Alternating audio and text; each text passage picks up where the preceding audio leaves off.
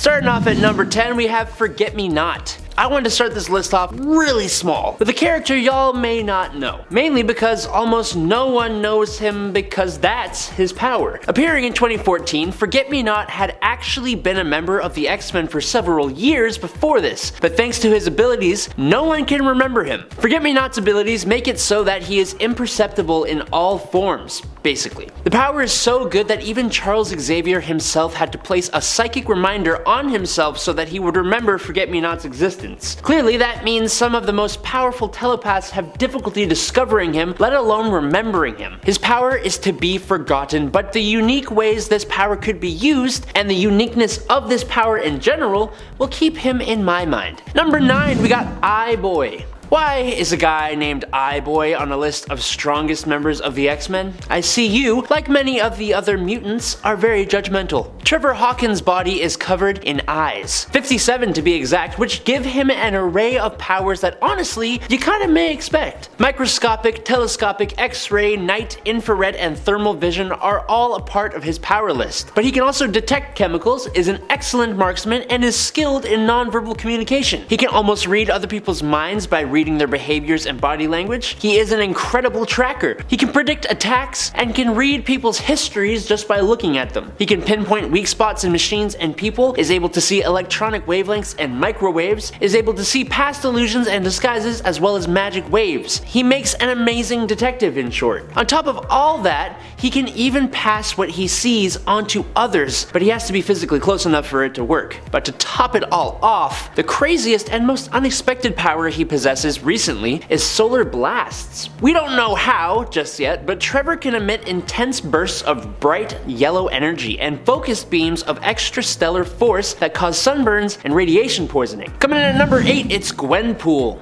I think Gwenpool has one of the strangest powers. That would be the power of medium interaction, which is because she comes from a reality very much like ours, as in superheroes are fictional people in comic books. So, when Gwen was transported to a pocket universe that recreated her home reality, Gwen's perception of the fictional world allowed her to gain the ability to recognize and manipulate the artistic medium that she was now in. She can see and physically interact with lettering and caption boxes, and touch and even break through panel gutters, allowing her to transport objects short distances through space and time by moving them across panels, and she interacts with different instances of herself from multiple panels on the same page. Now, I don't know if you've realized this, but this kind of means Gwendolyn Poole can kind of warp reality in a way. She kind of becomes one of the most crazily powerful characters in comics, at least potentially. She first showed up in Howard the Duck Volume 6 number 1 in November of 2015, and she has actually teamed up with many different characters and teams, including being a member of the X-Men on and off again. Number 7, Laura Kinney.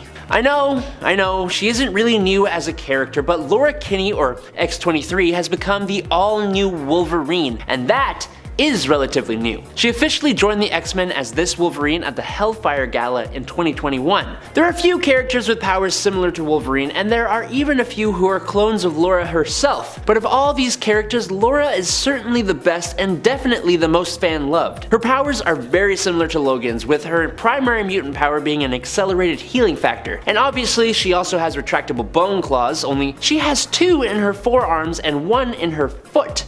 Well, each foot. She was obviously a clone and grew up being made to be a weapon, so of course she has an extremely haunted past. But with Logan as a father figure in her life, she grew up under him, and she even did the same for Gabrielle Kinney, another clone who Laura considers to be her younger sister. She's already done so much, but I just kinda can't wait to see what else she does as Wolverine. Number 6! It's Synch. Everett Thomas isn't a new character by any means, being first introduced in 1994, but while he was a part of Generation X, he didn't officially land on the team until this newest iteration of X-Men. He was also one of the first mutants resurrected by the Five on Krakoa, due to the fact that his powers could enable him to act as a substitute for any of the Five who might need to tag out. With that said, what are his powers? Synch's powers are known as synchronistic power replication. Synch basically produces this really cool funkadelic looking aura that allows him to synchronize with other supers in his vicinity, letting him use their powers unless they leave the vicinity. But what's really interesting is that he doesn't need that person to be completely there. So if you had like a tissue sample from a superpowered person, he could sync with that and it would be enough. Since his resurrection, his powers have been amped up, giving him a limited memory bank of powers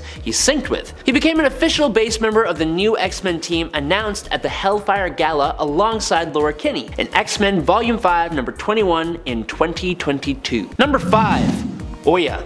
When Hope Summers came back from her future travels with Cable, there were 5 mutants whose X gene and abilities activated. These 5 were known as the Lights, and they were the first mutants since the events of M-Day, making them pretty important. Ide Okonkwo was 14 years old, living in Nigeria's Delta State when her mutant powers of thermokinesis activated, causing her to accidentally burn down her village. She was almost taken out by the military until the X-Men showed up to save her. Now, under the direction of Hope, and with the consent of Cyclops, the Lights began training as a rescue team for any other new mutant manifestations. Idea's ability of thermokinesis allows her to alter temperatures around her, with the limitation being that she cannot simply create hot or cold temperatures. She can only rechannel pre-existing temperature, meaning she needs the presence of heat to generate cold and cold to generate heat, and vice versa. Oya first appeared in Uncanny X-Men number 528 in September of 2010. Number 4, it's Dupe. First appearing in X-Force number 116 in 2001, Dupe's origin story is kind of hard to explain, because we don't know for a fact what it is. Captain America tells us he was a US Cold War weapons project, and he apparently had some kind of role in the fall of communism. He was originally a member of X-Force until eventually becoming a member of X-Static. For such an unthreatening character, Dupe is surprisingly strong. He has been described as being an extra-dimensional being with a genius-level intellect, bordering on possible omniscience. And he has a large array of psionic powers, one of which includes controlling Russians. He can change his size and shape at will, allowing him to heal wounds and reassemble parts of his body if they have been removed or cut off. He has an incredible level of super strength and durability as well, with an unknown limit, being able to match and overcome Thor in a fight when he was in a weakened state, taking hits from Mjolnir while he did so. He seems to be able to come back from the afterlife, and he also has a pocket dimension inside himself that he can store things in and summon creatures from. He can also completely break the fourth wall and go across the comic panels. Dupe has defeated the devil all by himself. He is overpowered, and I don't know how anyone loses with him on their team. Coming in at number 3, it's Tempest. Eva Bell first was seen in All New X-Men number 1 in 2012, when we also saw her mutant powers manifest. She was out with friends and a boy when her brother showed up and began to get into a fight with that boy. The stress and duress of the situation caused her powers to pop off, and she completely froze everyone within a city block of her in time for 20 hours, until the X-Men showed up, helped her, and then took her in. She's been referred to as near Omega level, with her ability of chronokinesis within a time bubble, meaning she can freeze and slow down time and is one of the best at it in the world. She can also speed up time in the bubble by decades if she chooses to, which is why she's a member of the 5 to age up whoever is being resurrected. And she can even time travel. Although she has shown to lose control over this power from time to time, there is no doubt she is and can become more incredibly powerful. Number 2,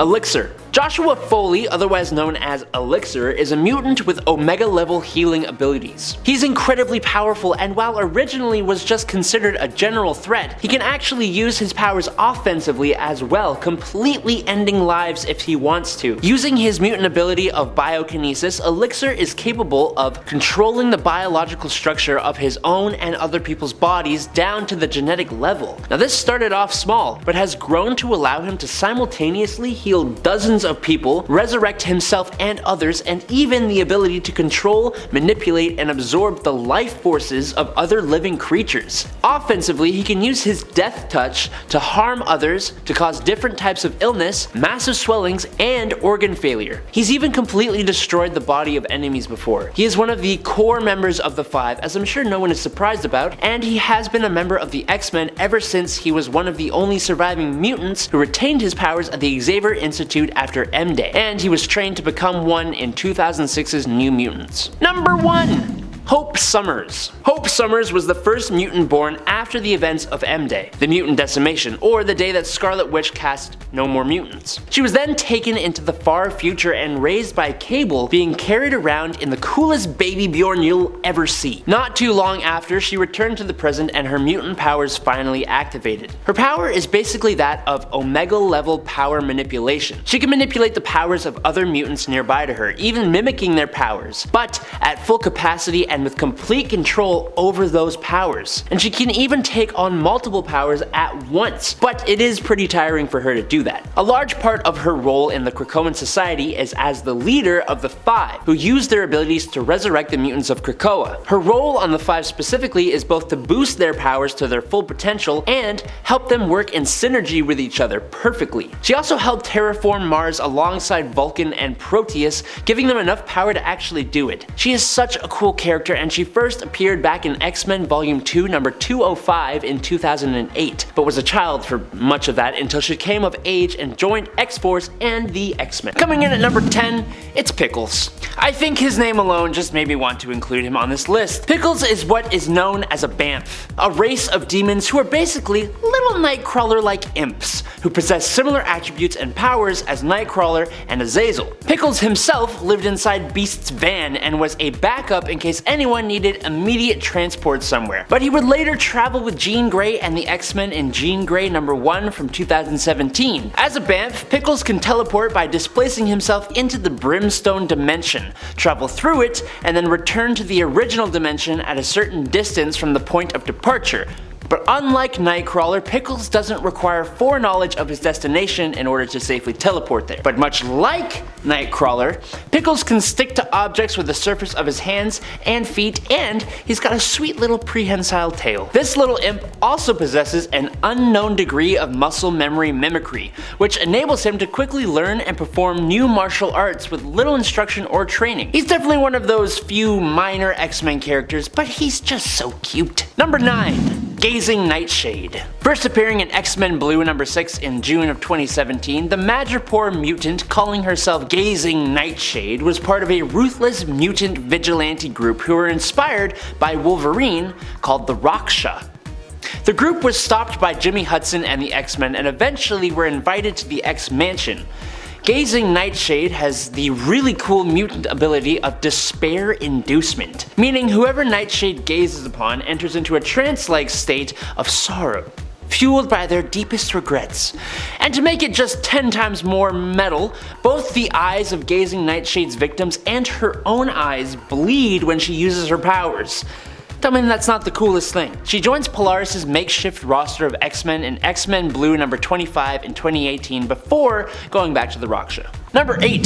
Trinary. Shilpa Khatri first showed up in 2018's X-Men Red number 1 as a new mutant joining Jean Grey's team of X-Men. Shilpa was a young mutant from India who developed technopathic mutant abilities, and first used them to top up the bank accounts of every working Indian woman using the money from 25 of the biggest earning CEOs in India.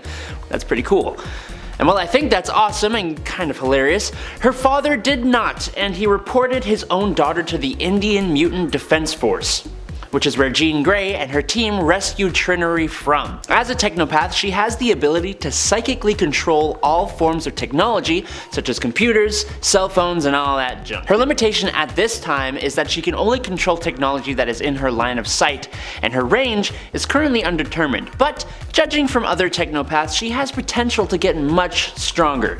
It just remains to be seen. Number 7. Gabby Kinney. We included Laura Kinney on the last list, so is it cheating to use her clone? I personally say no, because Gabrielle Kinney, aka Honey Badger and recently Scout, is just awesome. Like a little feisty killing machine with adamantium bone sickles and crazy regenerative healing factor, and that also improves her strength, speed, and stamina. Gabby first appeared in All New Wolverine number 2 in 2015, and she had a long history that just like her other clone sisters, intertwined a lot with Laura, her genetic sister, and Wolverine, her genetic father. As Honey Badger, Gabby was seemingly a favorite of her sister, and basically became a sidekick to Laura Kinney, joining Jean Grey's X-Men alongside her sister in X-Men Red #1 in 2018. While Laura went on to become the new Wolverine, Gabby would go on to become Scout, and one of the main Wolverine family members. Oh, also her and Jonathan the Unstoppable, an actual Wolverine, like the animal, shared an immediate bond, and he is basically her pet, which is both really cool and kind of hilarious. Number 6. Gentle. Although Nesno Abidemi, son of a Wakandan woman and a Russian man, first appeared in 2006, he was only a student at the Xavier Institute until he joined the X-Men in 2009's Uncanny X-Men. Because of his father, Gentle was never treated right in Wakanda, even by his own mom, which is a little hypocritical because, she got pregnant with a dude, but whatever. He was raised at the Wakandan royal court and was sent to the Xavier Institute by Aurora Monroe when his powers first manifested. Gentle's mutant ability is muscle mass expansion, which allows him to increase his size and strength almost instantly. He's done battle with a Sentinel, and his strength is said to rival Colossus, with his wrestling strength increasing every time he uses his powers. Because of his poor treatment though, he suffered from psychological trauma, which caused him to suffer great pain and seizures. To help his condition, Gentle's entire body was covered with vibranium tattoos to prevent him from overexerting, and they essentially keep him alive, with the added side effect of looking sick. Number 5. Zorn.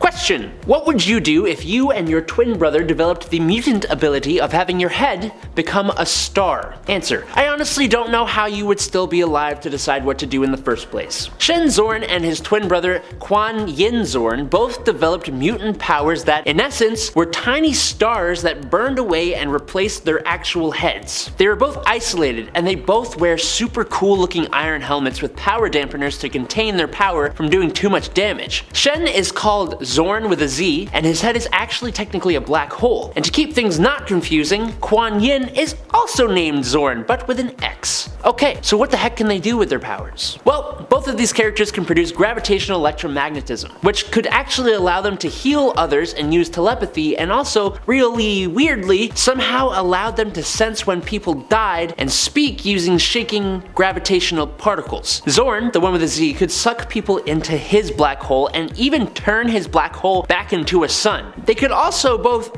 obviously do a lot of damage, using the power of a star to burn, blind, and incinerate people. They both became members of the X-Men at different times. X-Zorn was the first in 2002, but he wasn't always good. And his brother, Z-Zorn, joined more than a few years later. Number 4. Armor. Hisako Ichiki lived in Tokyo, Japan with her brother and parents when her mutant abilities activated, and she joined the Xavier Institute. She first appeared becoming just a student and member of Kitty Pryde's Paladin Squad in Astonishing X-Men Volume 3 in 2004, and would go on to become a member of the New X-Men after participating in Emma Frost's Battle Royale in New X-Men Volume 2 number 23 and 26. But finally, she officially joined the main X-Men team in Astonishing X-Men Volume 3 number 25 in 2008. Hisako's powers are pretty cool. As you might suspect from her name, Armor can generate strong, powerful, durable, and impenetrable psionic exoskeleton armor around her entire physical body that augments her strength, endurance, stamina, agility, invulnerability, and durability. The power of her abilities are greatly tied to her family and bloodline. So, for example, the strength, power, and size of her psionic armor greatly enhances when her relatives pass away. Which, I mean, if she was a villain, that could go south pretty quick. But luckily she's not, so we're good. Number 3. Bloodstorm. This is probably a bit of a spicy choice for this list. Bloodstorm is none other than Aurora Monroe, only she is from a different universe. Earth 21710 to be specific. This version of Aurora was a thief living in the streets of Egypt when she attempted to pickpocket a man who turned out to be Dracula. She was turned into a vampire and eventually managed to free herself from Dracula's control and find new purpose among the X-Men. Unfortunately for her though, her thirst for blood overpowered her, which resulted in her ending at least both Beast and Professor X, but it could have been more. She was recruited by the Goblin Queen of Earth 91240 as one of her xmen, and they invaded Earth 616, where Bloodstorm decided to switch sides and help the time-displaced X-Men Blue team. She was eventually recruited to the team by Cyclops. Now this is obviously Aurora Monroe, and even if she is from another universe, she is still extremely powerful. But on top of that, she has all the powers of vampirism, including being capable of transforming her body into mist and a flock of bats, and using her gaze to hypnotize people into doing her bidding. Number 2. Genesis. Honestly, don't know how y'all are gonna feel about this one. Evan Sabanur was created by Phantom X as a clone of Apocalypse, and as such has a lot of his powers, including superhuman strength, superhuman durability, and self-molecular manipulation, meaning Evan has total control over the molecular structure of his own body, enabling him to alter his form at will. He is able to transform his limbs into various weapons and equipment, such as blades and bludgeons for combat, or rocket boots for flight, as well as being able to alter his body to change in size. Evan also has a healing factor that can regenerate from serious injury like getting gashed by Daken's claws. And he can adapt his body to any disease or environment at will, and sometimes subconsciously. Another small, innocent ability Evan has is the potential for virtually any conceivable superhuman power ever. He once showcased fire or plasma breath when fighting Faithful John's mind drones, and also has a degree of energy projection, able to project dematerializer blasts from his eyes and emit energy blasts from his hands. He first appeared in Uncanny X-Force number 7 in 2011, but wasn't on the X-Men team until 2014, and even then, kind of as a student. As the clone of Apocalypse, Evan will potentially develop any of the powers possessed by him, but it also means people do fear him, which leaves him with a bit of an insecurity. And number 1, Darwin. Even somewhat casual fans of the X-Men know who Darwin is, if only because he was that guy who is supposed to be able to adapt to anything but gets de-lifed in like 2 seconds in the X-Men First Class movie. People were mad. And honestly, yeah, so was I. That makes no sense. Adapt to this, shut up. He literally could have. Armando Munoz, or Darwin, was first introduced in X-Men Deadly Genesis number 2 in December of 2005, and he would join the X-Men shortly after that. Darwin's powers are just the coolest. He's able to adapt to any situation, so basically, using his powers, he's been able to grow functioning gills after being submerged in water, gain night vision after being in the dark for several seconds, be able to survive without oxygen when in space, his skin has become fireproof when it's exposed to flames, and after touching Hela, Darwin became a death deity and gained powers similar to Hela, including immortality, Asgardian physiology, and control over life and death. There was even a time his intelligence increased itself to understand the Shi'ar language by looking at it in written form, although sometimes his powers do not always take the effect he wants. Like, for example, during his fight with the Hulk, his body teleported him away from the battle rather than supplying a power that would actually allow him to defeat the Hulk, which is kind of hilarious, to be honest. Kicking off the list at number 10, we have Mimic. Calvin Rankin came into comics in X-Men 19. He was the son of a scientist, and when he was just a child, he knocked over a beaker filled with this experimental chemicals, okay? Now this red gas emerged and he inhaled it, so now he has this amazing ability where he can mimic anybody else's powers. They just have to be standing close by. Now the team at first is trying to take him down, but they're failing, of course, as he's just adapting to their every move. So while this ability does sound like one of the best, it kind of just depends on who's near you. I mean, he's not too powerful, but he is, if you're the one that's powerful that's near him. See what I mean? So if you're hanging out with Mimic, he may just seem pretty normal. That's because, well, shocker, you're just pretty normal. You can't fly, you can't shoot lasers out of your eyes. But if Cyclops came along, all of a sudden this guy is totally different. You're still a boring human. Now he's another Cyclops. How unfair is that? And before we continue on with this list, guys, if you want to go ahead and give us a thumbs up, that would be awesome. It really does wonders for our channel. You guys are the best. Thank you so much for watching. Now let's get right back into these crazy mutants. Number 9, not another teen mutant. Okay, this next one is a one-off, okay? He doesn't have a name exactly, so we'll just refer to him as Teen Mutant from now on. Not a Teen Mutant Ninja Turtle, just a Teen Mutant. Well, you'll see, it's kind of crazy. At first, he looks like a regular kid. He's got posters on his wall, one of which is Wolverine with the caption, "Be different," right below it, but we'll talk about that a little later, because he may have taken that a little too literally. So he wakes up, he's ready for school, he's looking for breakfast. His mom is nowhere to be seen, only a pile of her clothes remain on the ground. So he doesn't call the police, but rather he just writes a note, sticks it, and then goes to school.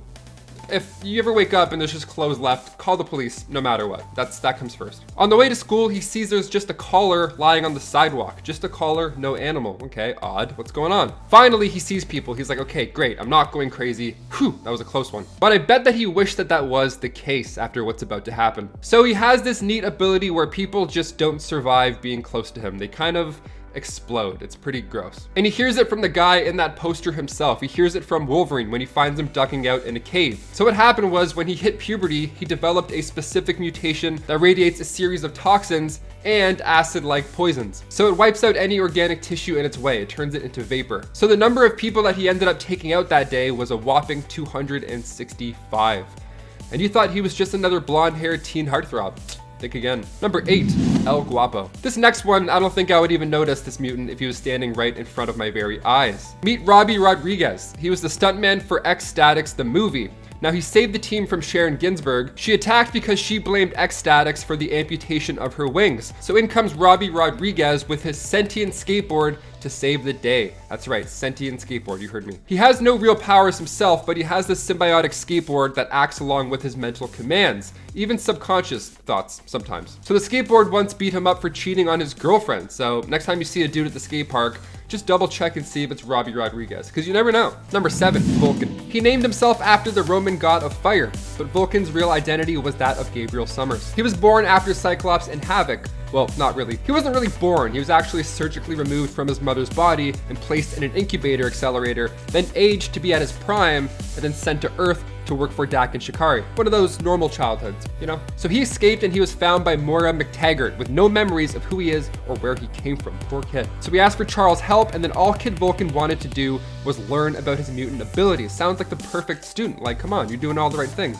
Charles needed help from him and other newcomers to find the remaining X-Men. So Charles put him in this danger room as a training exercise to get them sharp in a short amount of real time. So it felt like months of training, but in fact, it's only a few hours. And then Vulcan and this new team were sent to Krakoa to rescue the original X-Men. But Vulcan revealed to Scott that Xavier sacrificed his own brother to save him. Number 6, Cypher. Douglas Ramsey came around with comics with New Mutants issue 13. Now he believes that language is power. And when we first meet him, he's a smart dude in a vest. He's got nice hair. He's talking about deciphering codes. We wouldn't expect too much from him. Maybe he's their guy in the chair. Other chair. Now Douglas is actually quite powerful. His ability allows him to communicate with any species. Written or spoken language doesn't make a difference. Doug's got your back, whatever language that is. He can also extend this ability to decipher codes and complex equations, leaving him a pretty powerful asset to any team. Number 5, Eyeboy. Trevor Hawkins, again, one of those mutants where you can probably guess his mutation just on his name alone. Eyeboy is, yes, covered in eyes. 57 of them, to be exact. He made his first appearance in Wolverine and the X-Men issue 19. He was one of the new mutants that manifested their power after the Avengers vs. X-Men war. Then he enrolled in the Jean Grey School for Higher Learning. So Eyeboy, okay, big deal. You walk up, you poke all of his eyes out, problem solved. We've played Zelda before, we know how to defeat this guy. Wrong. He is more than meets the eyes. Trevor can of course see you coming, and though his eyes can't shoot laser beams, they do have a plethora of unique abilities. I'm talking microscopic vision, telescopic vision, X-ray vision, night vision, infrared, thermal, chemical detection, you name it, he can see it. All these eyes will see you in any sense. He can even pick up on your body language quite well. Number 4, Nature Girl. Lynn Lee made her debut in Wolverine and the X-Men Volume 2, Issue 1. And at first she seems like a regular student, just maybe with antlers. Okay. So Nature Girl can control and bond with animals, which sounds pretty peaceful if anything. Like if I could control animals, I'd spend all my time in the woods. I'd just take a flute and I'd have a great time. Maybe even pack a lunch. It'd be lovely. With her powers, she can of course do that, but also go further. She can connect to the natural world and control all of nature. Living beings, plants, weather, the very geology of the earth. Whatever the case is, she can control it. She can talk to plant lives as well. So if there's any plants that need some watering in your apartment, she'll let you know. And if Nature Girl needs to make a quick escape and there were no birds around to control, she herself can fly only for a limited time. Number 3, Gold Balls. Fabio Medina made his comic book debut in X-Men Volume 3, but it wasn't until issue 11 that we got to meet Gold Balls. His powers came to be after somebody tried to rob him, then all of a sudden he started to generate these spheres, these gold balls, out of every part of his body. And whenever these bouncy gold balls hit something, they would make a boink sound, which ought to be pretty annoying just as it is. So these gold balls were not made of gold, rather they were produced from infertile eggs. He's pretty outstanding as it is, but currently in the comics, he's referred to as Egg, which is more appropriate after he learned the true nature of his abilities. So Egg and these other members of the Five are tasked with resurrecting any mutants that have met their terrible fate. So eggs are a major key to this process. So he's not just all about, being gold and having balls and stuff. Number 2, Tag. Brian Cruz made his first appearance in New Mutants Volume 2, Issue 10. He was actually reborn thanks to that group of 5 that I just mentioned with gold balls. So Brian's powers are pretty amazing. I can see how one wouldn't expect him to be as powerful as he is. So he has what's called the pariah effect. So if he tags you, hence his name Tag, when he tags you, you become it. Then he uses this form of telepathy to make you emit this signal that causes everybody else to run away from you, just to leave your vicinity. Or they can run towards you, which is even scarier. And he can decide on that number of people affected as well. It could be one person chasing you, or it could be 200, depends how many are near you. This effect stops after the victim reaches 100 feet, but still, that many people in that radius all running towards you, like what if it was Black Friday? It would be an absolute nightmare. Also, these people that are chasing you are fully aware of what's happening, they just can't control it, so if that's not a nightmare, I don't know what is. And finally, number 1, we have Summoner. Making his first appearance in X-Men Volume 5, Issue 2, the Summoner. The Summoner at first just looks like a mutant child. It's referring to its mother, so off the bat you assume, okay, young. He's the son of Bracken and Apocalypse's first horseman of war. He was born 300 years ago on Araco, the highest ranking out of all the other summoners. They were these wizards that can summon creatures of Araco. Now his grandmother was taken out by the dark god of Amenth, Annihilation. So that's when the Amenthi daemons destroyed Araco's towers and then attacked and wiped out all those mutants.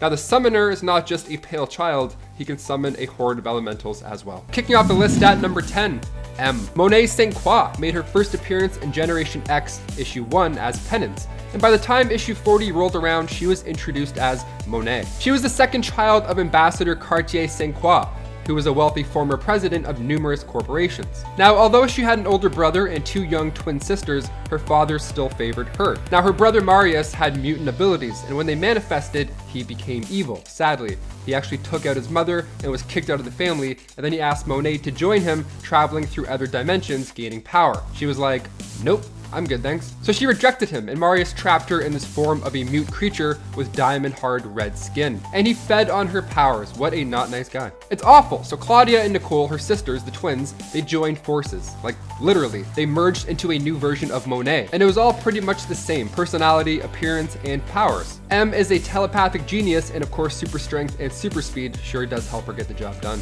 Before we continue on with this list, guys, if you want to go ahead and give us a thumbs up, that would be great. It does help our channel quite a bit. You guys are the best. Thank you so much for watching. Let's go right back into this list. I don't want to waste any more time. Number 9, Frenzy. Okay, Joanna Cargill. She made her first debut in X Factor issue 4. Now, she accidentally punched her father so hard that her hand went through his chestal plate, which is just a great way to find out you have powers. Now, her father was in no means a good person at all, but still, finding out you're a mutant in that way is pretty rough. That's pretty traumatizing for a young kid. So she became known as Frenzy, and she joined the Allegiance of Evil.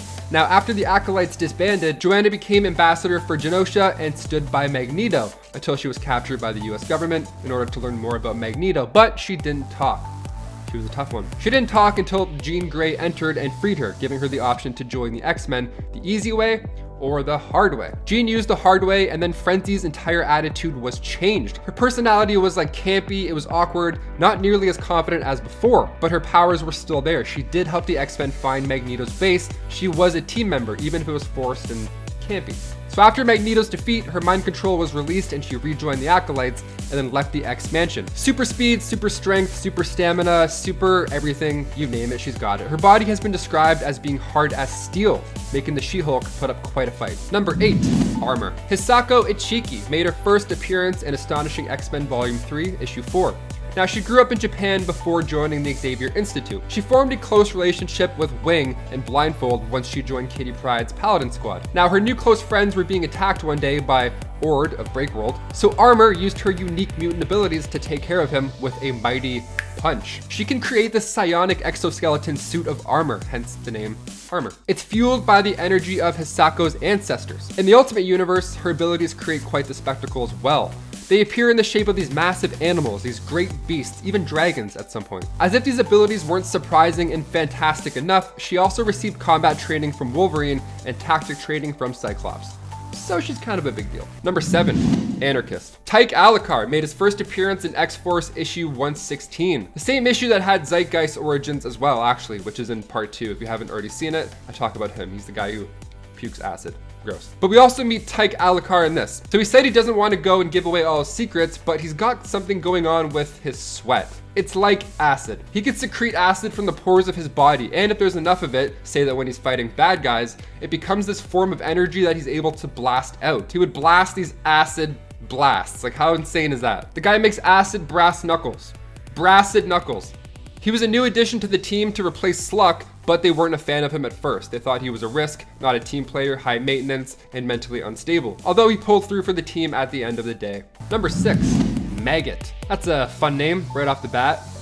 Maggot? Maggot, or I mean Japheth, first appeared in Uncanny X-Men issue 345. He was born with 5 siblings but never grew at the same rate as them. And on top of that, he had struggled with pains in his stomach. Sadly, those pains turned out to maybe be cancer, and he feared that he would run his family dry with medical bills, so at just age 12, he left the South African village and started to think of a dark solution to his problem. Super tragic. So he ended up in the Kalahari Desert and was found by Magneto, who figured out that these stomach issues were actually these 2 slug-like creatures that lived in the boy's body, and they acted as his digestive system. Years later, Maggot reached out to Magneto in hopes that he would help him with this gross situation. Now the slugs, named Eenie and Meanie, because that's what you do when you have slugs, you give them cute nicknames, they were these sentient techno-organic slugs that could devour anything. Doesn't matter what kind of matter you are, gone, devoured. They would do it fast too, not at the pace of normal slugs. And once lunchtime was finished, they would return back to Japheth's stomach, transferring the energy from what they just consumed, granting him super strength and durability. Also, he had a nice avatar tan to go along with these magnificent abilities. Number 5, Kid Omega. Now again, the word kid is used lightly in this list. You do not want to underestimate Quentin Quire, aka Kid Omega. He made his first appearance in X-Men issue 134. He's been described as one of the most powerful telepaths next to Jean Grey.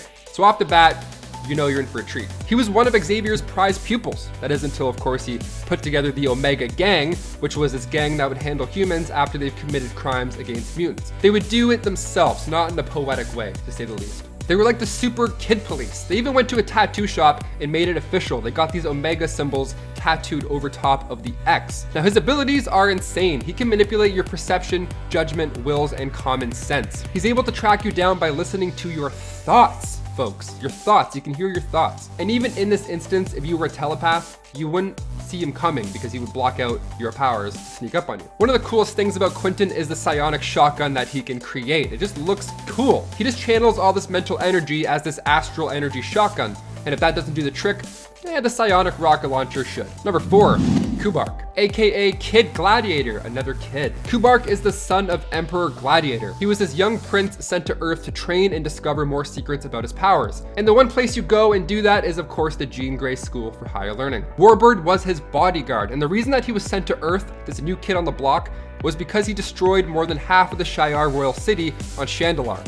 Just for fun, you know? In Wolverine and the X-Men, he arrives and starts giving orders to other students, like to bring him snacks, the whole thing. And he wanted these students to call him their new Imperial Overlord. He's jam-packed with superpowers though. He can possess the ability to fly, and his eyes are pretty interesting, not just to look at. He has microscopic vision and can blast heat beams through those peepers. And with an incredible lung capacity, he can take in large amounts of air and blast it out, creating these hurricane-like winds. And if that doesn't work, he can use his breath to freeze you dead in your tracks. Number 3, Lifeguard, aka Heather Cameron. Lifeguard is such a cool character. Okay, let's talk about her. She's super unique. She made her first debut in Extreme X-Men issue 6. And judging by her name, yes, she of course started off as a lifeguard and also as a surfer. Her mutant ability is that of a lifeguard. Literally, her powers allow her to manifest whatever is needed to save the life of somebody near her. If you're allergic to peanuts, bam, EpiPen, stab, we're good. She's like the super medic of the X-Men. She's awesome. After the events of M-Day, Heather was one of the lucky to retain her abilities. She's almost a combination of Darwin and Mystique. Now, I talked about Darwin in part 1 of this list, so if you want a little bit of catching up to do,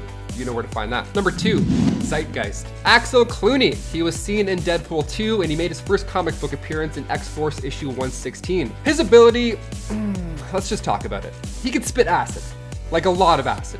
So much acid. It can eat through any substance, and I think what makes this character even more wild is when he himself discovered these powers for the first time. Oh boy, okay. He was at the beach hanging out. He met this lovely woman. They clicked. It was romantic. They were nice. They were kissing on the beach.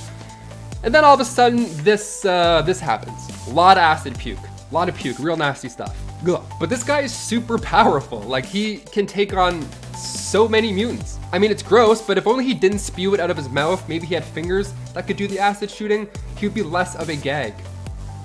Pun intended. And finally, coming in at number 1, Jubilee. Making her first appearance in Uncanny X-Men issue 244, Jubilee, aka Jubilation Lee, first discovered her mutant power of generating these dazzling sparkles from her hands. She was always seen as this little sister type character from the start, but she packs a powerful, pretty punch. She was discovered by Dazzler, Cyclops, Rogue, and Storm during a rescue at the mall, and when she followed the women back through a portal, she ended up at the X-Men's temporary base in the Australian outback. Jubilee and Wolverine ended up becoming a good pair, working missions together, and they were a fun duo. Now her powers grew to a whole new level when a vampire ended up infecting the area of Union Square. This happens in Curse of the Mutants, and Jubilee, being caught in the path of this infection, ended up becoming a vampire. It was a pretty big deal. Even before the vampire stuff, this is a highly underrated character to this day. Kicking off the list at number 10, we have Mimic. Calvin Rankin came into comics in X-Men 19. He was the son of a scientist, and when he was just a child, he knocked over a beaker filled with this experimental chemicals, okay? Now this red gas emerged and he inhaled it, so now he has this amazing ability where he can mimic anybody else's powers. They just have to be standing close by. Now the team at first is trying to take him down, but they're failing, of course, as he's just adapting to their every move. So while this ability does sound like one of the best, it kind of just depends on who's near you. I mean, he's not too powerful, but he is, if you're the one that's powerful that's near him. See what I mean? So if you're hanging out with Mimic, he may just seem pretty normal. That's because, well, shocker, you're just pretty normal. You can't fly, you can't shoot lasers out of your eyes. But if Cyclops came along, all of a sudden this guy is totally different. You're still a boring human. Now he's another Cyclops. How unfair is that? And before we continue on with this list, guys, if you want to go ahead and give us a thumbs up, that would be awesome. It really does wonders for our channel. You guys are the best. Thank you so much for watching. Now let's get right back into these crazy mutants. Number 9, not another teen mutant. Okay, this next one is a one-off, okay? He doesn't have a name exactly, so we'll just refer to him as Teen Mutant from now on. Not a Teen Mutant Ninja Turtle, just a Teen Mutant. Well, you'll see, it's kind of crazy. At first, he looks like a regular kid. He's got posters on his wall, one of which is Wolverine with the caption, "Be different," right below it, but we'll talk about that a little later, because he may have taken that a little too literally. So he wakes up, he's ready for school, he's looking for breakfast. His mom is nowhere to be seen, only a pile of her clothes remain on the ground. So he doesn't call the police, but rather he just writes a note, sticks it, and then goes to school.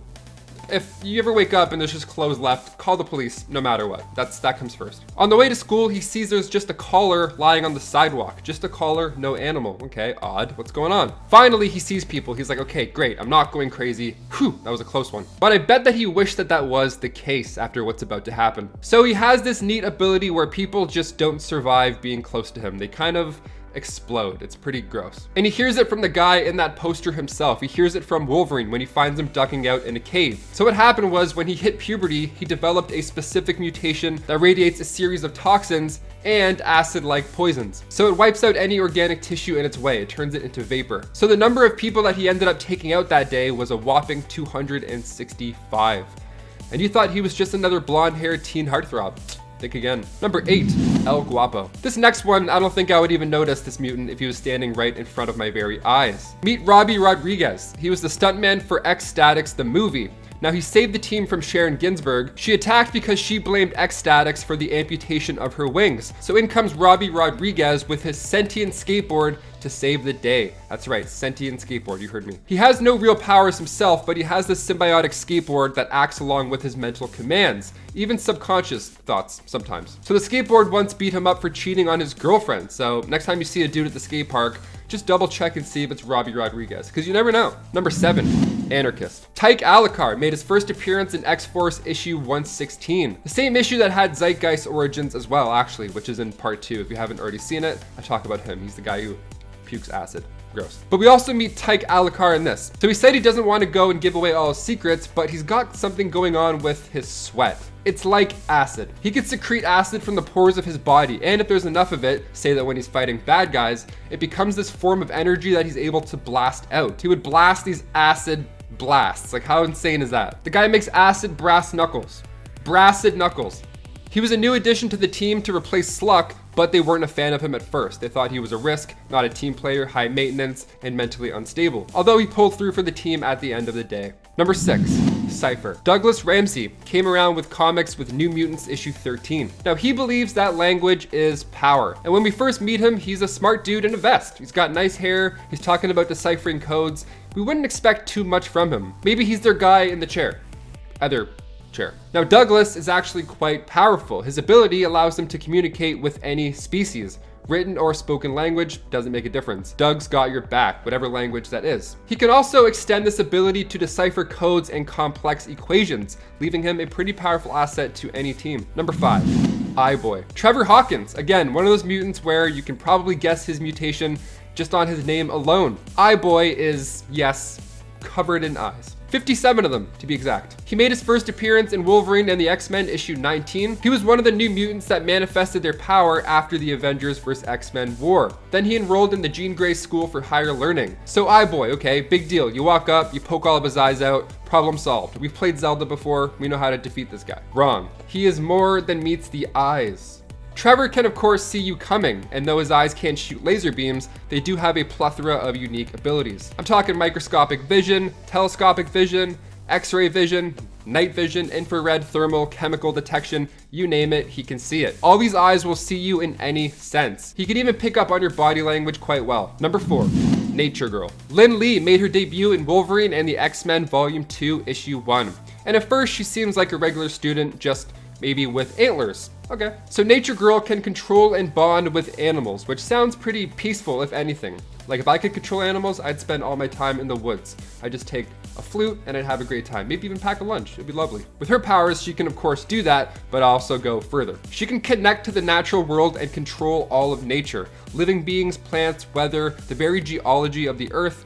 Whatever the case is, she can control it. She can talk to plant lives as well. So if there's any plants that need some watering in your apartment, she'll let you know. And if Nature Girl needs to make a quick escape and there were no birds around to control, she herself can fly only for a limited time. Number 3, Gold Balls. Fabio Medina made his comic book debut in X-Men Volume 3, but it wasn't until issue 11 that we got to meet Gold Balls. His powers came to be after somebody tried to rob him, then all of a sudden he started to generate these spheres, these gold balls, out of every part of his body. And whenever these bouncy gold balls hit something, they would make a boink sound, which ought to be pretty annoying just as it is. So these gold balls were not made of gold, rather they were produced from infertile eggs. He's pretty outstanding as it is, but currently in the comics, he's referred to as Egg, which is more appropriate after he learned the true nature of his abilities. So Egg and these other members of the Five are tasked with resurrecting any mutants that have met their terrible fate. So eggs are a major key to this process. So he's not just all about, being gold and having balls and stuff. Number 2, Tag. Brian Cruz made his first appearance in New Mutants Volume 2, Issue 10. He was actually reborn thanks to that group of 5 that I just mentioned with gold balls. So Brian's powers are pretty amazing. I can see how one wouldn't expect him to be as powerful as he is. So he has what's called the pariah effect. So if he tags you, hence his name Tag, when he tags you, you become it. Then he uses this form of telepathy to make you emit this signal that causes everybody else to run away from you, just to leave your vicinity. Or they can run towards you, which is even scarier. And he can decide on that number of people affected as well. It could be one person chasing you, or it could be 200, depends how many are near you. This effect stops after the victim reaches 100 feet, but still, that many people in that radius all running towards you, like what if it was Black Friday? It would be an absolute nightmare. Also, these people that are chasing you are fully aware of what's happening, they just can't control it. So if that's not a nightmare, I don't know what is. And finally, number 1, we have Summoner. Making his first appearance in X-Men Volume 5, Issue 2, the Summoner. The Summoner at first just looks like a mutant child. It's referring to its mother, so off the bat you assume, okay, young. He's the son of Bracken and Apocalypse's first horseman of war. He was born 300 years ago on Araco, the highest ranking out of all the other summoners. They were these wizards that can summon creatures of Araco. Now his grandmother was taken out by the dark god of Amenth, Annihilation. So that's when the Amenthi Daemons destroyed Araco's towers and then attacked and wiped out all those mutants. Now the Summoner is not just a pale child, he can summon a horde of elementals as well. Number 10. Noir. In Marvel's Noirverse of Earth 90214, the X-Men are actually troubled youth and delinquents who are brought together by Charles Xavier, a controversial psychiatrist who believed that sociopathy was the next state of human evolution. Instead of attempting to redeem the youth whom he took into his school, the Xavier School for Exceptionally Wayward Youth, he worked to train them even further in their criminal arts. While some of them were exceptionally dangerous, at the end of the day, this version of the X-Men were just young criminals who were humans. So, yeah. But they did have guns, so there is that. Number 9. 1602. The X-Men of Earth 311 are surprisingly powerful for the time period in which they live, 1602. In this reality, mutants are instead called Witchbreed, and the team of X-Men are an Elizabethan reflection of the Earth 616 original team. Carlos Xavier is their teacher and head, while Scotius Summerisle is their leader and is joined by the ice-wielding Robert Trefusis, a beast like Henry McCoy, and the powerful telekinetic and telepath disguised as a boy, Jean Grey. Together, this team managed to help save their reality when a rift was caused due to all these heroes basically coming into existence so early, destabilizing it. In the end, Jean died from overuse of her powers, making her weaker than her 616 counterpart, but overall, the team is still pretty strong, especially for this time period, like I said. And friends, before we move on to our next spot, if you are loving this list and you want more lists like it, I don't know if there's 10 more alternate versions of the X-Men, but we can definitely do something in this realm. Be sure to let us know by giving this video a thumbs up. And also, go check out our Top 10 Nerd Elite, our new channel, and make sure you subscribe to that where we're gonna have lots of bonus content for you. Number 8. Earth Z. The X-Men were some of the last heroes standing up against the zombie horde on Earth 2149, or Earth Z. While Professor X was quickly devoured, Magneto stepped in to become the leader and encouraged the X-Men to fight to kill their opponents, as opposed to just, trying to hold them off. Otherwise, he warned the heroes would easily be overcome. Gone were the days of fighting to incapacitate their enemies. Wolverine himself seemed very much on board with this, and when Nick Fury called a meeting of the surviving heroes to explain the situation on the S.H.I.E.L.D. helicarrier, many of the X-Men could be spotted amongst their numbers. Surviving in Marvel Zombies, even just for that initial wave, is pretty impressive considering how many iconic and powerful heroes didn't make it. In fact, when they're with Nick Fury, I'm pretty sure I counted 9 of them, which I think is pretty impressive. Number 7. Days of Future Past. The X-Men team from Earth 811 didn't do too hot, and ultimately ended up trapped in a post-apocalyptic situation where the world was ending and Sentinels were killing just about everything. Although they ultimately failed in their attempt to travel to the past to fix it to save the future, with Rachel Summers transporting Kitty Pryde back in time to the body of her younger self, Kitty still found a way to save the day when she returned as Widget, and with help from an alternate Excalibur team and alternate Rachel Summers, deprogrammed the Sentinels, turning them into Protectrons of a sort who would work to defend the mutants instead of destroy them. Basically, I feel like Days of Future Past is just powerful because of Kitty, but that's just my opinion. Anyways, Kitty's pretty powerful, Kitty and Rachel, so that's all we really need. Number 6. Ultimates, or Ultimates, if you will. Earth 1610. In the ultimate reality, the X-Men were born out of a break between Professor Charles Xavier and Magneto's Eric Lehnsherr. Here, the two were friends and like-minded individuals for a time who together founded the Brotherhood of Mutants. They lived together with their students in peace and harmony on the Savage Land, until a falling out drove them apart, due to Magneto believing in ruling humankind and Xavier disagreeing with that. Magneto was the one responsible for Professor X losing his ability to walk and ending up in a wheelchair, and Professor X ended up creating his own mutant group called the X-Men. Later, during the X-Men's fight against Magneto during Ultimatum, many members of the team died, but a few of the most powerful did manage to survive. The team members that survived included Jean Grey, Kitty Pryde, Colossus, Rogue, Iceman, and Storm. And I think that was pretty much it, actually. Ugh. Number 5. The Brotherhood of Evil X-Men from the Future. So this team isn't really a straight up alternate X-Men team, as the name implies. I'm cheating just a little bit here. However, they did pose as the true future X-Men when they showed up in Battle of the Atom, and I really like them, so I'm just gonna count them, cause I do the lists, so I get to decide what folks we include. Cool? Cool. This team also has some of my favorite overall members, with Charles Xavier II appearing as the leader, and also boasting of a roster including and formerly including Zorn, Jean Grey, an Ice Hulk version of Bobby Drake, an insane version of Beast, Raze, Deadpool, and a much more powerful Molly Hayes, who doesn't succumb to exhaustion after using her super strength. Which is pretty scary, because Molly Hayes is pretty strong. Number 4. The Dark X-Men. The Dark X-Men is Norman Osborn's team of mutants who were brought together in response to unrest in the mutant community during the events of Dark Reign. Honestly, I feel like between number 5 on this list and number 4, it really could have gone either way, so let me know if you feel like, the future fake X-Men should have gone above, because I was very on the fence about this. Initially, Norman Osborn was not allowed to get involved with the mutants, but after riots broke out, he was able to finally make his own X-Men team, which he declared to the public was the real X-Men team, declaring the real X-Men team outlaws. Fortunately, it turned out both the team leader Emma Frost and Namor the Submariner, who, when pitted against the true X-Men, turned on their own dark X-Men teammates. I didn't even talk about the other people on this roster, but there were lots of cool people. Number 3.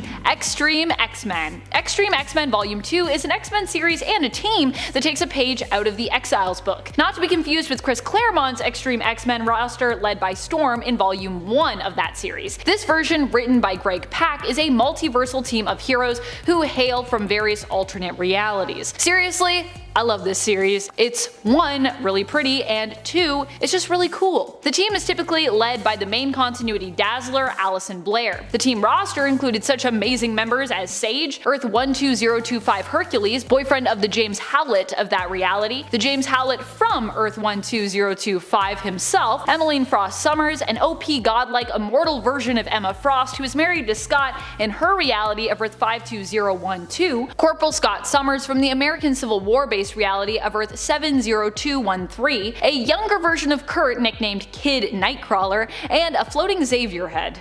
So many great people. Number 2. Age of Apocalypse. I would say the Age of Apocalypse version of the X-Men has to be one of the toughest versions out there, which shouldn't come as a surprise as, like eventually happened on Earth Z, Magneto also kinda ended up becoming their leader after the death of Xavier. Although in the Age of Apocalypse reality of Earth 295, many things are different. Rogue and Magneto end up getting kinda married, with another kind of odd relationship developing between Storm and Quicksilver that also kinda makes sense given this reality, and Cyclops ends up working for Apocalypse, who rules the world. Another major difference is that in this reality, Charles was actually killed before he could ever form the X-Men, meaning that Magneto was their one true leader here. Number 1. Future X-Men. Personally, I think the future X-Men that we meet in Battle of the Atom, the real future X-Men of Earth 13729 that is, are pretty nuts. I mean, they have Widget on their team. Widget! And they also have a wizard version of Iceman who goes by the name Ice Wizard now, and Wiccan as one of their members as well. I don't know about you, but it doesn't really sound like it gets better than that. Jubilee also takes up the mantle of Wolverine in this reality, which is adorable, and Logan goes on to become the new professor, being known as Professor Logan, which I love. Number 10. Gambit. Gambit might not be the most powerful mutant on this list, and may sometimes be more of a background member of the team in terms of what he's up to or just in terms of fighting, but he has a lot of potential. We've seen alternate realities where the full potential of Gambit's powers were realized, putting him at an almost god level in terms of what he was actually capable of. Gambit's powers allow him to supercharge objects with kinetic energy, causing them to explode through accelerating the molecules that make up said object. He can do this to something small or something large, but the bigger the object, the longer it can take for him to charge it. He has, however, proven how dangerous he can be even just by charging smaller objects that can get up close to vital areas, such as your face and your neck, like necklaces or earrings. Boom. I would not want him to supercharge any of the object close to my face. None of my pins, please. They're like right over my heart. Yikes. Number 9. Ink. Not all X-Men members are mutants, and Ink is one prime example. Ink actually did believe he was a mutant initially, and so did the rest of the X-Men, until we learned that his tattoo artist was actually the mutant in this scenario. Through his mutant tattoo artist, Ink has different tattoos, and each give him a different power. He has even managed to channel the powers of the Phoenix Force before through a Phoenix tat, which was over his eye. Basically, with Ink, he can have any power that his tattoo artist, Leon Nunez, gives him. We haven't seen him for a while, but he was listed in the Ten of Swords event handbook as being an active member of the X-Men. So we can assume he's somewhere on Krakoa, mostly chilling probably, but still available to use his tattoos and his powers when needed. And friends, before we move on to this next spot, if you are loving this list, be sure to let us know, because I want to do a part 3. I got a lot of mutants, and I want to talk to you about them. We also have a new channel, it's called Top 10 Nerd Elite, and you need to go check it out and subscribe for all of the good bonus content. We're gonna have lots of exciting things on there, so go subscribe now and be ready. Number 8. Cyclops. Not just powerful powerful because of his optic blasts, but Cyclops also brings the power of his amazing tactical and leadership skills, which also adds to his power and makes him a more valuable X-Men member. I actually also just got a really cool, I just ordered like a Cyclops pin. It's gonna have his optic blast like going outside of the border of the pin. I'm so excited for it to arrive. Initially in the comics, when Cyclops first appeared, he was also made out to be the most powerful member of the team, with his optic blast being considered to be one of the most useful powers when it came to fighting enemies. At least that's what it seemed like. Every time they had someone really strong, they're like, Cyclops, use your optic blasts! Or initially they didn't call them optic blasts, but that's what we call them now, so. Cyclops is also a master of trigonometry and knows how to fire an optic blast to hit just about anything due to his insane math skills. That's truly mathematical. Number 7. Kate Pryde. Kitty Pryde, as she was once known, or Shadow Cat, is an immensely powerful mutant who can make herself and others intangible. As such, Kate proves to be a very skilled fighter when integrating her abilities into her fighting styles. She's also a protege of Wolverine's, and you can definitely see that when it comes to some of her fighting skills and some of her moves. Kate now also holds a position of power on Krakoa, being a member of the Hellfire Trading Company and allying herself with Emma Frost, the White Queen, in becoming the Red Queen of that company. Due to her unique abilities, Kate is unable to use Krakoan gates, and this is almost something that caused her to be unable to emerge from her pod when being resurrected after dying in the comics. Kate can phase people and objects and has managed to phase a giant bullet through the earth, saving all life on it, and, while Power Boost, also phased an entire planet through an amber casing. Number 6. Professor X, or just X as he's sometimes known now. Professor X has always been thought of as one of the most powerful members of the X-Men. He was the first leader and teacher of the team who not only pushed his mutants to be better, sometimes controversially so, but also showed up initially to save the day when an opponent proved to be too challenging for the heroic youngsters. Professor X can also shut off your brain, he can make you forget who you are, so he's definitely not someone you'd want to fight.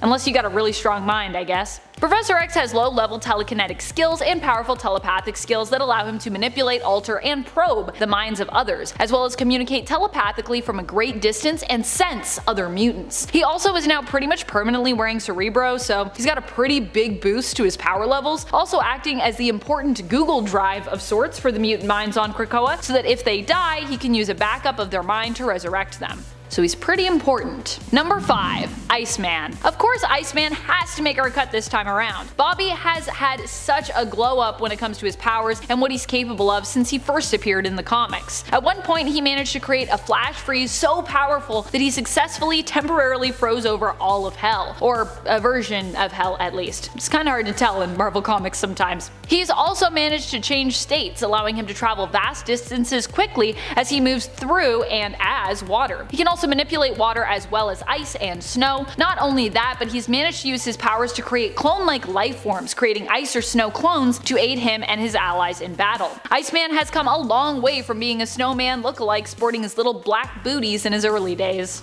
I do miss those black booties though. Where they at? Number 4. Rogue. Rogue is definitely one of the most powerful mutants out there. She also happens to be one of my all-time favorites. Something about wanting to be closer to people but always kind of feeling like you were so removed from them or had to, for some reason, keep your distance. The idea of like guarding yourself. Those feelings of isolation just really spoke to me, and honestly still sometimes do. Although it should be noted that Rogue has since come much more into her own, with her gaining more control over her power, meaning that she is no longer as burdened with having to worry about hurting those she cares for. Rogue's powers allow her to absorb the powers and even memories of others through touch, and abilities too, so it's not just like superhuman people that she can take the skills of. She can take on multiple powers at once, but the setback is that her touch can also drain the life force energy of whoever she makes contact with. I mean, drawback and a plus in some cases. It turns out that the loss of control of her powers came from a very real place for most of us. Her own fear of being close to people, of intimacy, and of acceptance. For Rogue, she just had to make the choice to accept herself and not be afraid, and it was through that self-realization, that basically therapeutic work, that she was able to take control of her abilities. So if you see her making out with Gambit a ton in the comics recently, that's why. And if you see Rogue coming your way, you don't have to be afraid. Unless you're one of the baddies, of course. And then be afraid. And Probably run. Number 3. Moira X. Moira X is also known to many of us still by the name Moira McTaggart. Though it was unknown for many years, Moira herself is a mutant. She was thought to be a human member and ally to the X-Men for many years, but in House of X it was revealed that Moira is actually a mutant whose power is reincarnation. But not in the traditional sense of reincarnation. After Moira dies, she doesn't just come back to life as like a new person, she lives her life all over again from the beginning. According to Destiny, Moira will likely only live through 10 lives, perhaps 11 if she makes the right plays, meaning that she isn't immortal, but she does bring with her to each life more and more knowledge in terms of how events can play out, which has brought us to the life and reality that she exists in today, with the fantastically powerful mutant island nation of Krakoa. Krakoa basically would not exist without Moira, which to me seems pretty powerful. All that knowledge. And I see her with Destiny's journals. What is she doing? What's going on? Number 2. Kid Omega. Kid Omega is Quentin Quire, another very feasible Phoenix Force host. Despite being younger and somewhat less experienced, and the running gag at the beginning of the Dawn of X era where he'd pretty much die each issue, he is still considered to be extremely powerful. Quentin is an Omega level telepath and telekinetic. He is also hyper intelligent due to his capacity to think at high speeds and the way his mind organizes thoughts. He can accomplish feats that not even the immensely powerful mutant Rachel Summers could manage, which is pretty impressive. Rachel Summers is also pretty powerful. Rachel Summers should also be on one of these lists. Number 1. Vulcan. Vulcan is pretty insanely powerful, and in a dangerous way too, because he's so capable of evil due to being manipulated during his time in the Vault. In fact, in Empire we saw a fraction likely of what his darker side was capable of when he ran into the Kotati while out for a walk on the blue area of the moon, where the Summers house is located. He attempted to deal with the situation peacefully when he approached them, showing mercy initially, but when provoked his darker side was unleashed, causing him to kill everyone save one member of the Kotati, who was left basically traumatized, uncontrollably uttering the word Krakoa on repeat. Vulcan is believed to be beyond even Omega levels when it comes to his powers. Number 10. Bishop. Bishop's powers are based in energy manipulation, as so many other heroes from his time period were. And no, I don't mean the future, I mean the time in which he was created in the comics. The 90s. What a time. Still, Lucas Bishop is one of the few heroes who withstood the test of time and is currently a main character in the comics today, appearing as part of the Marauders team and as Red Queen Kitty Pryde's Red Bishop within the Hellfire Trading Company. I'm so happy that Bishop got to be a bishop. It's too perfect. It's so perfect. Bishop is considered an alpha level mutant and is often known for brandishing his future XSE guns, which he can recharge with any energy he has absorbed and stored. Pretty useful. We're talking near unlimited ammo, as long as he has some kind of energy coming his way.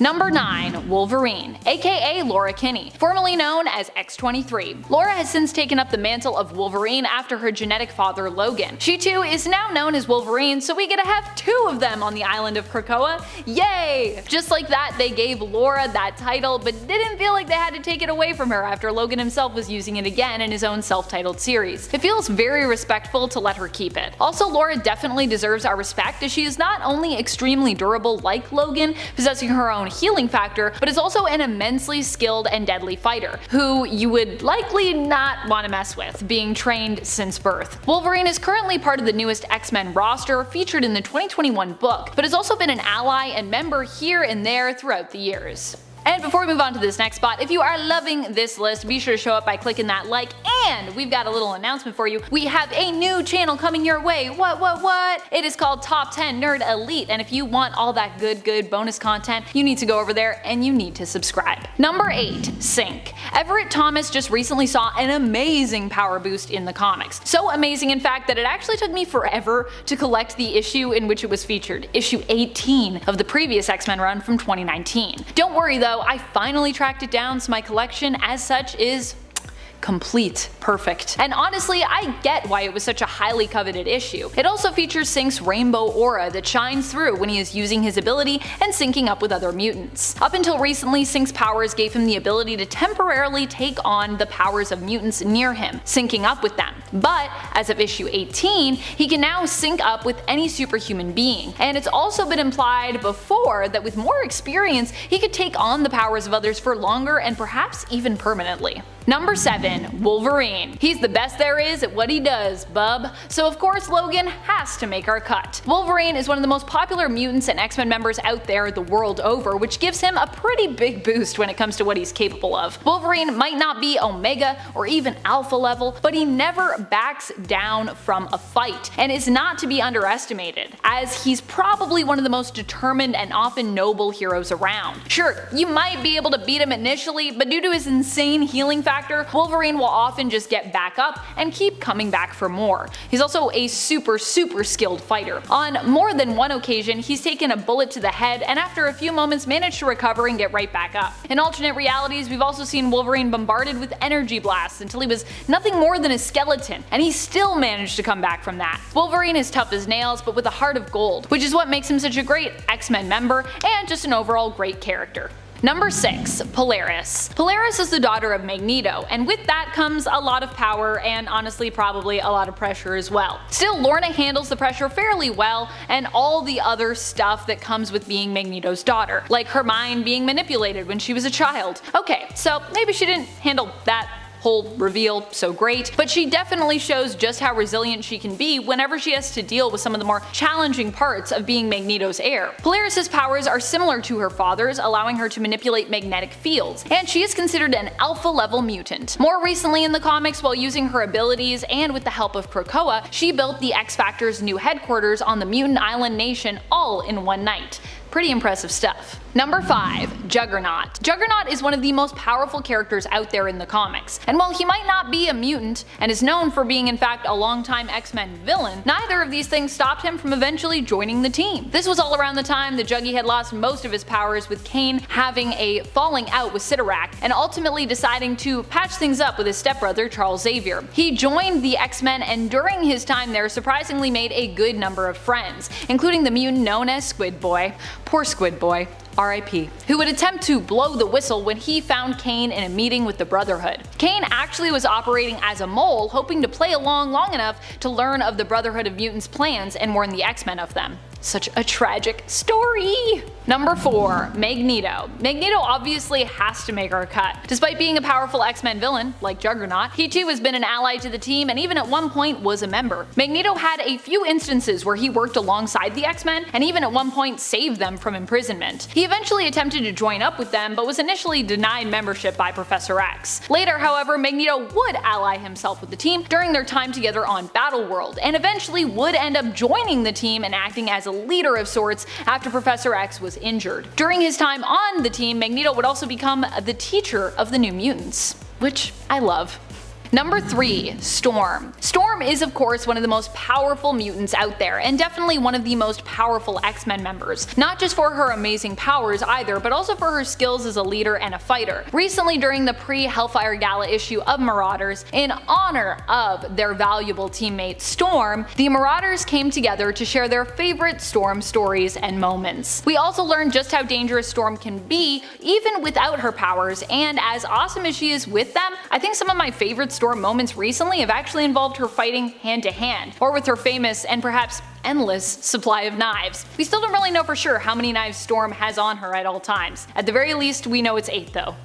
And if you want to check out that very heavy Storm issue of Marauders, you can check it out in issue 20. Number 2. Marvel Girl. Marvel Girl is one of the greatest and most powerful X-Men members out there, and really no powerful X-Men members list can be complete without her. Sadly, sort of, as I did want Storm to take my number 1 spot on this list honestly. I was really like, I really want to make Storm number 1. Jean Grey has done a lot of good and a lot of bad, but whatever side she happens to be on as Marvel Girl, Phoenix, or Dark Phoenix, the fact remains that she's always pretty unstoppable. Unless, of course, she wants to be stopped. Even back when she was originally introduced in the comics, back in issue number 1 of the Uncanny X-Men, she stood out, at least to me, as having the most potential in terms of her powers and power levels. Of course, then she'd later succumb to a bit of Princess Peach syndrome, as she would constantly be the member of the team who'd get kidnapped or in some cases be rendered useless because of the limits of how much she could mentally lift being tied to how much she could physically lift, which I don't know, doesn't seem like it should be a thing, but it was a thing at the time. Though later on her limitations could probably be explained away by the mental blocks Xavier had placed in Jean's mind to protect her and others from her insane raw power, which we learn about